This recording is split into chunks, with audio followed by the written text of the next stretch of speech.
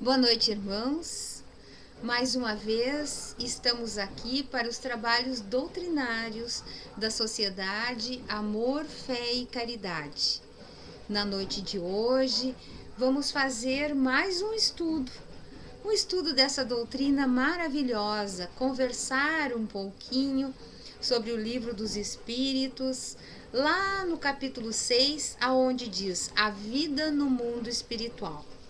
Mas antes disso, vamos elevar o nosso pensamento a Deus e pedir que Ele possa estar conosco nesta noite, que possa estar dentro dos nossos lares, modificando a nossa atmosfera mental, nos harmonizando, fazendo que possamos ouvir, praticar tudo aquilo que nós aprendemos na doutrina espírita, no Evangelho do Cristo. Então, obrigado pela oportunidade de todos nós estarmos aqui nesta noite e que esses ensinamentos possamos internalizar para que façam parte da nossa evolução. Que assim seja. Então, a vida no mundo espiritual. Ali no Livro dos Espíritos vai falar sobre os espíritos errantes. É o primeiro item. Então, nós na noite de hoje escolhemos este assunto. Espíritos errantes. Muitas vezes a gente ouve essas palavras aí quando nós estamos trabalhando, estudando, e a gente não se dá conta. Então, aqui bem no início, no Livro dos Espíritos diz assim: erraticidade. O que é erraticidade? Erraticidade é o período que o espírito permanece no mundo espiritual. É o intervalo entre uma encarnação e outra. Então vejam só. Erraticidade é um período que nós, quando desencarnamos, permanecemos no mundo espiritual. E aí diz também errante. O que seria errante? É o nome dado ao espírito que, depois de deixar a Terra, retorna ao mundo espiritual e lá aguarda por uma nova encarnação. Os espíritos evoluídos, que não precisam mais reencarnar na Terra, não são considerados espíritos errantes. Então, aqueles espíritos puros, aqueles que já evoluíram, aqueles que já tiraram o egoísmo, as vaidades, todas essas coisas que nós precisamos ainda nos melhorar, esses não precisam mais reencarnar. Se eles reencarnam como missão, mas eles não são considerados espíritos errantes. Então, quem são considerados os espíritos errantes? São todos aqueles espíritos que ainda precisam se depurar, como nós. Então, nós precisamos reencarnar várias vezes para que, neste planeta, construído por Jesus, nosso mestre e guia, que funciona como uma universidade, onde nós desenvolvemos todas as nossas aptidões. Quer dizer, é aqui que nós vamos nos desenvolver no nosso dia a dia. Então, a necessidade da reencarnação. Então, inicia ali a vida no mundo espiritual. E aí, como primeira pergunta, é muito interessante esse estudo aqui, é muito interessante a gente falar, porque muitas pessoas têm essa dúvida. O espírito reencarna logo após deixar o corpo físico? Kardec pergunta aos espíritos. E o que eles respondem? Eles respondem assim: algumas vezes reencarna imediatamente, mas o mais frequente é a reencarnação após intervalos mais ou menos longos. Nos mundos superiores, a reencarnação é quase sempre imediata. Nesses mundos onde a matéria do corpo físico é menos grosseira, o espírito, mesmo estando encarnado, desfruta de quase todas as faculdades que possui um espírito desencarnado. Seu estado normal é o mesmo que o de um sonâmbulo lúcido. Então, o que ele está dizendo ali? Ele está dizendo que cada caso vai ser um caso. Então, nós vemos assim, as obras de André Luiz, que vão falar sobre o mundo espiritual. Quem é que mais nos relatou, que estudou sobre o mundo espiritual e que nós recebemos? Hoje em dia nós temos uma bibliografia ampla, mas André Luiz nos dá aquela visão de vivência em vários estágios no mundo espiritual. Então, ali o que nós podemos ver?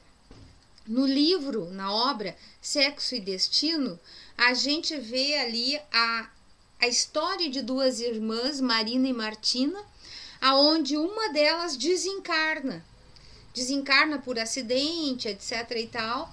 Muito bom a gente ler essa obra, porque a gente vai ter uma noção também dessa questão da reencarnação, da reparação. Então, ela desencarna e é levada para o mundo espiritual. Quando ela chega no mundo espiritual, ela vai lá receber ensinamentos, mas o que acontece? Ela volta como filha da sua irmã. Então, vejam só, não é um tempo muito longo que ela ficou. Ela precisava reparar. Ela, a irmã, o marido da irmã, esse trio, tinham reparações a fazer e receberiam um outro espírito. Então, o que acontece? O projeto reencarnatório foi realizado de maneira que ela retornasse logo em seguida. Então, cada caso vai ser um caso. Aí nós vamos analisar assim, o mundo espiritual. Bom, o mundo espiritual. O que André Luiz, por exemplo, nos conta do mundo espiritual? Nós vemos que toda essa nossa vida do outro lado, porque na realidade nós somos espíritos do lado de lá que estamos aqui com esse corpo físico. Então, quando nós estamos no estado errante, na erraticidade, no período em que nós vamos esperar para uma nova reencarnação, o que acontece? Lá nós temos uma gama de atividades. O plano espiritual tem locais de socorro, tem as colônias, tem as escolas, tem as organizações aonde albergam espíritos em estado temporário, onde eles necessitam ficar ali um pouco para depois então seguir adiante. Tem estruturas, cidades formadas com organização, onde ali há vida. Os espíritos estudam, os espíritos trabalham incessantemente. Então, há esta troca do mundo espiritual com o mundo material. Normalmente, ali há um desenvolvimento aonde, quando nós estamos aqui no corpo físico, nós estamos limitados, porque estamos em um corpo físico. Quando nós estamos no mundo espiritual, nós temos a nossa capacidade como espírito ampliada. Todos nós temos essa experiência, porque quando nós dormimos e nós nos desdobramos durante o sono, seria como esse sonâmbulo lúcido aqui, que Kardec se refere, que os espíritos respondem a Kardec em mundos mais adiantados. É como se eles estivessem assim no mundo espiritual e no mundo material, porque o corpo desses espíritos são muito menos densos e mais desenvolvidos do que nós. Então, há muitas moradas na casa do Pai, então há muitos outros planetas mais desenvolvidos que o nosso. Mas retornando aqui na nossa Terra, existem várias esferas aonde nós nos ligamos a essas esferas de acordo com a nossa sintonia mental. E aí, o que será que os espíritos fazem depois que desencarnam? Depende da vontade de cada espírito. Por exemplo, se é alguém que já tem uma noção do mundo espiritual, que já desenvolveu, nas obras do bem, não há necessidade de esse espírito ser necessariamente espírita. Porque nós vemos neste livro aqui de André Luiz, que diz No Mundo Maior, psicografia de Chico Xavier pelo espírito André Luiz, né? No Mundo Maior, nós temos ali no início reuniões com aproximadamente, é relatado ali, André Luiz vai relatar logo nos primeiros capítulos, reuniões onde nessas reuniões se concentram uma quantidade de 1.200, em torno de 1.200 espíritos, alguns encarnados, que vão em sonho até lá para receber as instruções. E Eusébio, que é falado ali por André Luiz, ele vai então instruir esses espíritos. E aí André Luiz fica perplexo, 1.200 espíritos, e ele diz, aí Calderaro, que está junto com ele, está assessorando André Luiz, diz assim, olha, eles são espiritualistas. O que é espiritualista? É aquele que acredita que há um espírito, mas não necessariamente espírita.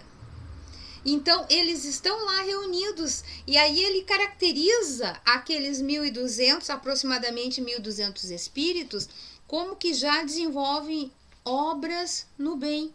Então, vejam só, é uma quantidade de espíritos que serão ali, que receberão um treinamento para continuar ou iniciar as suas obras no bem.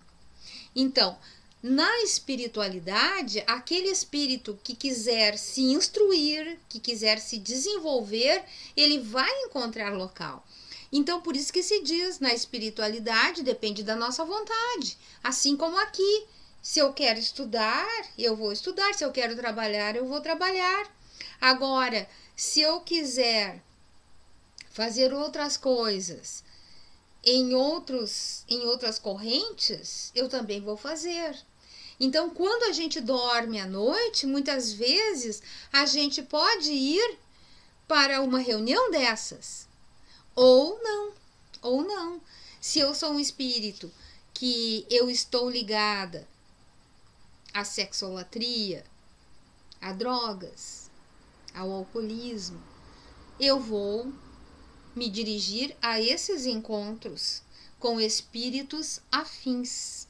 Então, por isso que nós é que regulamos aonde nós estaremos, onde nós estamos, aonde está a nossa consciência, aonde está o meu espírito.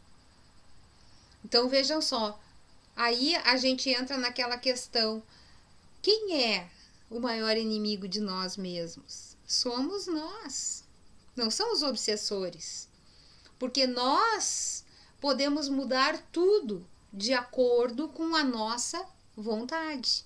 Então, nós temos que disciplinar a nossa vontade. Somos espíritos que podemos nos autodisciplinar. Então, no plano espiritual, existem todos esses espíritos que trabalham incessantemente. E existem também as zonas umbralinas, o baixo umbral. E aí nós podemos ver, André Luiz relata no Mundo Maior, lá no capítulo 19, ele vai ter um reencontro com seu avô, mas ele não sabe. Ele vai tirar uma semana de folga. E aí o que acontece? Ele desejava estudar essas regiões do baixo umbral. Então, ele vai até lá com Cipriana, Calderaro e uma equipe que se desloca, porque mesmo nessas regiões de grande sofrimento, aonde os espíritos, às vezes, pela sua sintonia mental, são arrebatados, existe a providência divina. Lá nessas regiões existem postos de socorro para atendimento a esses espíritos quando eles começam a despertar. E aí o que acontece? André Luiz chega lá, todos chegam e eles veem assim uma atmosfera, não é como lá naquela palestra que ele estava escutando com esses 1.200 espíritos, aonde saía a luz, resplandecia da pessoa que estava trabalhando e havia todo um ambiente luminoso em torno deles. Não, lá ele descreve um ambiente aonde o céu parecia um fumo, então acinzentado, escuro, e ouvia-se assim ruídos, grunhidos. E aí ele vê um bando de anciãos, velhos, que vinham caminhando e eles vinham com as mãos agarrando barro, argila, e isso tudo junto ao peito. E isso chegava a escorrer, caía, eles pegavam e tal, e eles vinham balbuciando, e assim em andrajos, com as vestes todas já decompostas, e eles também com um aspecto sofrido. E aí eles conversando entre eles, ele ouve uma voz que lhe parece familiar. E aí eles escutam o que esses velhos estavam falando. E aí eles dizem assim: a nossa descoberta foi muito grande. Veja que fortuna inestimável que eles estavam guardando junto ao peito. Só que essa fortuna era lodo. Mas nas mentes, aquilo ali era ouro. Era dinheiro, era ouro. Que espíritos eram aqueles? E aí Calderaro vê que André Luiz se questiona. E aí ele responde para ele, eram espíritos que quando estavam na Terra, eles se interessavam pelos bens materiais e o acúmulo de bens materiais. E muitas vezes esses bens materiais chegavam até eles, mas de uma forma não muito lícita. E eles às vezes faziam a infelicidade de outras pessoas. Deixavam as pessoas na miséria, mas não importava desde que viessem para eles. E eles estavam ali. E aí ele ouve uma voz muito parecida com a voz do avô dele. E ele vê, e os Calderaro e Cipriana ficam olhando, mas não dizem nada. Aí lá pelas tantas, um deles diz assim: Cláudio. E Cláudio fala, né? Cláudio era o avô. E Cláudio diz assim: será que nós não estamos sonhando? Há tanto tempo que nós estamos longe de casa, será que tudo isso não é uma ilusão? E aí André Luiz já começa a se ligar.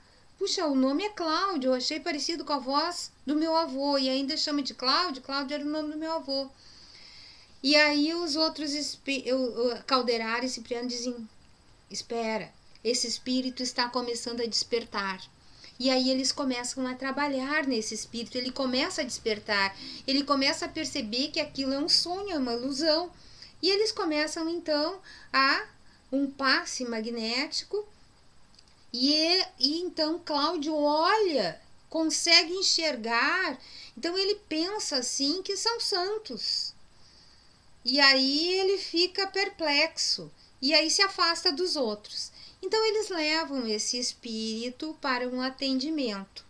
E aí ele começa a dizer: mas eu não mereço ser trazido para cá. Ele acha que são santos que estão resgatando ele, e que aqueles espíritos, a ideia dele é que seriam santos. E ele diz: eu não mereço, eu sou um espírito muito mau, muito ruim. E aí eles magnetizam, continuam no passe. E aí ele começa a dizer: eu fiz muito mal à minha irmã. Fiz muito mal à minha irmã, porque eu tinha uma irmã. E na realidade ele tinha uma irmã. Era uma meia-irmã. Na época em que ele era jovem, que o pai e a mãe se casaram, o pai trouxe para casa uma filha que não era do casamento, mas a esposa criou como se fosse filha e ela foi ama, babá de então Cláudio quando nasceu, do avô de André Luiz. E ali foi criada. E aí, então, quando foi passando o tempo, os pais pediram que, se eles viessem a falecer, que Cláudio tomasse conta da irmã, porque ele deixou muito bem, deixaram muitos bens para ele. Aí eles desencarnam, Cláudio fica de olho em toda aquela fortuna, já manda a irmã, que era chamada de Ismênia, trabalhar numa casa de família como doméstica comum, retira de casa, não quer saber, retira de casa e fica com toda a fortuna. Ela se casa muito mal, passa muito trabalho com um homem assim muito violento, né? E vive uma vida na miséria. Bom, e ele se arrepende muito por ter feito isso, estava lá na consciência dele. Mas encurtando, para que vocês possam ler lá o assunto, vejam há quanto tempo esse espírito está no plano espiritual. Porque a nossa pergunta lá, reencarnam logo em seguida ou demoram? Existem espíritos que passam centenas de anos sem reencarnar. Mas todos vão evoluir um dia, esta é a lei. E esse espírito aí, então, ele é resgatado. E aí chega Cipriana e diz, olha, o caso do seu avô, André Luiz vê que é o avô. Até porque chega um momento em que o seu avô diz assim, a única pessoa que ainda poderia gostar de mim é um jovenzinho que eu deixei lá na terra, que era meu neto. E André Luiz estudou graças à herança que esse avô deixou. Porque ele dizia, eu não fui bom na minha vida, mas eu quero deixar para o meu neto fazer medicina e trilhar o caminho do bem. Então André Luiz se sentiu culpado, porque ele não foi tão bom quanto ele deveria ser, tão caridoso quanto ele deveria ser. E ele gostava do avô, né? Então ele abraça o avô. Então vejam só, a espiritualidade, o mundo espiritual trabalhando em um local de baixo umbral, aonde eles esperam que um espírito possa acordar daquele sono, aonde ele fica sonhando ligado aos pensamentos que ele tinha quando estava encarnado. Então, nós, se somos orgulhosos e partirmos para o plano espiritual, continuaremos sendo orgulhosos. Se nós formos avarentos, nós continuaremos sendo avarentos no plano espiritual. Então, nós não seremos diferentes do que somos aqui, porque aqui nós viemos para aprimorar. Então, no plano espiritual, eles ainda fazem um trabalho. Cipriana pede a 2 assistentes e vê onde está Ismênia, a irmã. E é informada que está encarnada e que era jovem, estava para se casar. Então, eles já pensam em reaproximar esses espíritos. Então, eles trazem Ismênia, que vive em uma casa muito modesta. Ela é a sua própria bisneta, porque ela é filha da neta da velha Ismênia. Então vejam só, esse espírito aparece nessa narrativa como a sua bisavó. Vejam só. Então, nós podemos reencarnar lá como nossa... Vejam só, nós podemos ter sido nossa bisavó, né? Tataravó.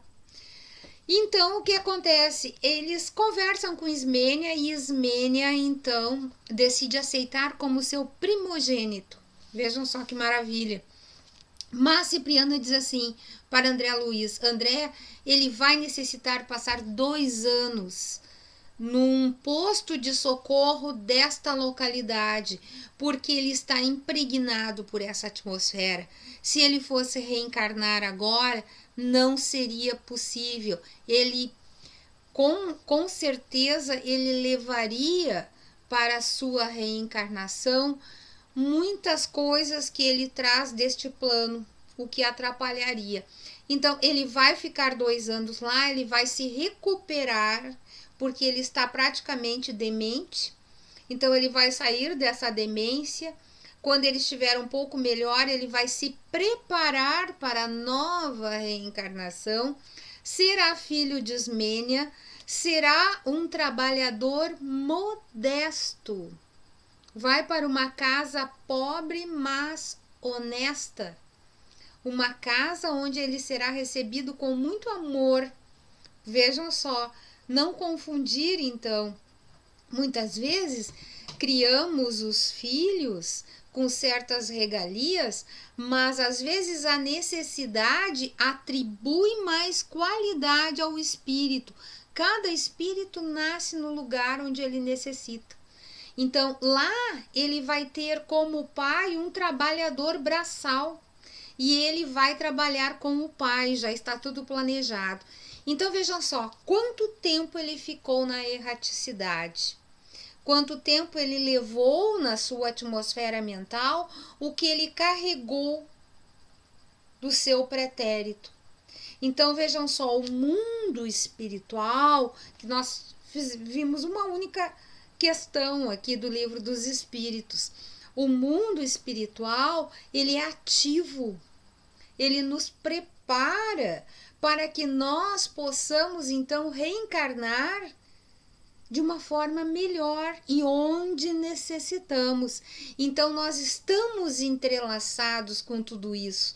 Aí nós podemos compreender que esses projetos reencarnatórios que o mundo espiritual, que os nossos mentores preparam para nós, são projetos reencarnatórios que vão fazer com que nós nos melhore, porque Cláudio reencarnando em um lar de poucos recursos, ele vai desenvolver o trabalho honesto, vai conviver com pouco, dar valor ao seu trabalho e ao trabalho dos outros.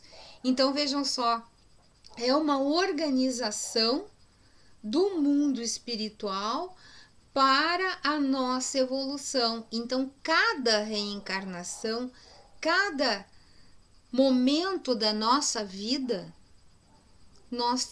são momentos especiais onde nós devemos aproveitar, porque existe uma gama de espíritos que organizam tudo isso para a nossa evolução. Às vezes, dentro da nossa casa, do nosso lar, nós podemos ter espíritos em níveis diferentes de desenvolvimento. Vejam, Ismênia, ela será um espírito bem mais desenvolvido, mas ela está abrigando seu irmão Cláudio, que precisa desenvolver determinadas qualidades. Então vejam só, tudo é calculado, nada é ao acaso na espiritualidade. Nós é que temos que nos adequar. E o nosso lar é o nosso laboratório. E dentro do nosso lar estão as maiores dificuldades que nós vamos encontrar, porque é o laboratório, a célula preparada para a nossa evolução e a evolução dos nossos. Então, o nosso tempo já está chegando ao final. Nós temos que nos preparar muito para compreender tantas coisas que a doutrina espírita nos traz e faz com que tudo isso que nós estudamos, que nós lemos, que esses espíritos nos trazem, tudo para nos auxiliar Então, a cada momento nós somos auxiliados, mas muitas vezes nós não estamos preparados para receber essa intuição, não estamos ouvindo. Então, que nós tenhamos ouvidos para ouvir, olhos para enxergar aquilo que está à nossa frente e que às vezes é tão difícil. Então, neste momento, vamos mais uma vez fechar os nossos olhos, elevar o nosso pensamento a Deus e agradecer mais uma oportunidade de estarmos aqui com a espiritualidade amiga, nos fazendo companhia, nos intuindo, visitando os nossos lares, para que essas luzes trazidas pelo alto possam nos confortar a todos nós e nos dar esperança de um desenvolvimento, a confiança em Jesus, no seu amor e na sua paz. Muito obrigado e que assim seja.